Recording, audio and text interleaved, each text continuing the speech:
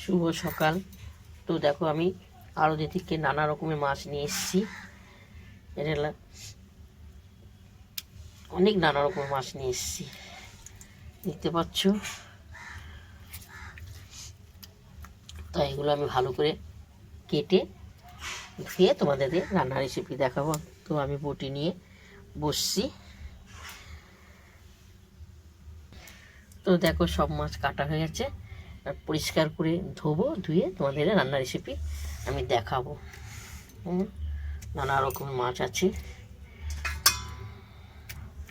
চলো। নমস্কার, আমি তোমাদের মায়াদি। পাঁচমিশালি মাছ আমি ধুয়ে পরিষ্কার করে নিয়ে এসেছি। তো আমি কী দিয়ে রান্না করবো তোমরা প্রথম থেকে লাস্ট দেখতে থেকো। তো স্বাদ মতো নুন আর হলুদ দিয়ে দেওয়া হলো, দিয়ে ভালো করে মাখবো। তো তেলটা গরম হয়ে আছে, আমি এক এক করে মাছ ভাজবো।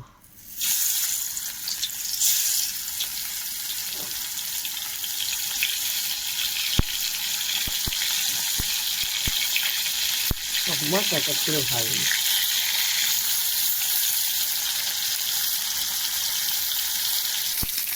তো দেখো মাছ আমার ভাজা হয়ে গেছে। কি মাছ আছে আমার ভাজলে হয়ে যাবে।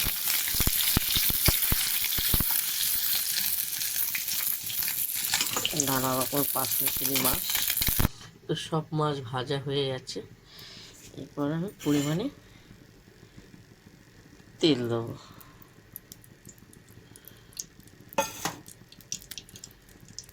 পাঁচমিশালি মাছে কী দেবো দেখো, এটা শালগম, সবাই চেনো। তো এটা অর্ধেক কেটে এখানে আলু আর শালগম দেওয়া আছে। পাঁচমিশালি মাছে আমি দেবো। তো তেলটা আমার গরম হয়ে গেছে, রাঁধুনি ফোড়ন দিয়ে দেওয়া হলো। তো শালগম আর আলু দিয়ে দেওয়া হলো। খুব সুন্দর, শালগম খেতে ভালো লাগে, জ্যান্ত মাছ খুব ভালো লাগে, শুটকি মাছও ভালো লাগে খেতে।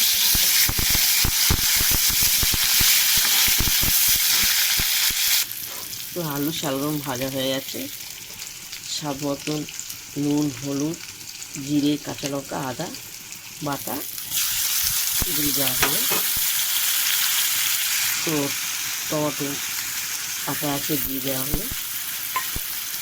এটা ভালো করে আমি কষাবো।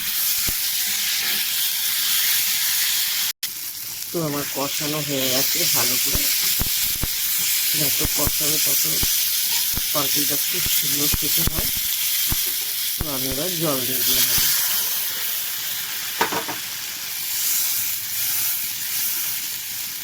এবার ফুটবে। তো দেখো আমার তরকারি ঝোলটা ফুটছে। আমি সব মাছ, পাঁচমিশালি মাছ আমি সব ঢেলে দেবো।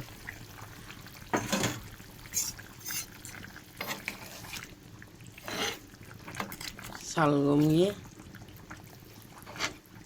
টাটকা টাটকা শালগম খেতে অপূর্ব অপূর্ব লাগবে খেতে।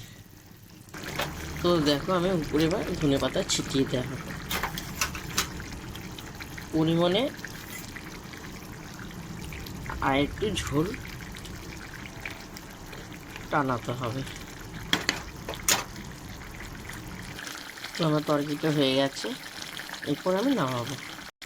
প্রথম থেকে লাস্ট পাঁচমিশালি মাছ দিয়ে, আলু দিয়ে, শালগম দিয়ে রান্নার রেসিপি করেছি। তোমরা কারা কারা শালগম দিয়ে ভালোবাসো তারা লিখে পাঠাবে। তো তোমাদের ভালো যদি লাগে তোমরা আমাকে লাইভ দিও, শেয়ার করো, কমেন্ট করে জানাবে। তো এখন আমরা খেতে বসবো। চলো, এইভাবে তোমরা রান্না করবে, অপূর্ব লাগবে খেতে।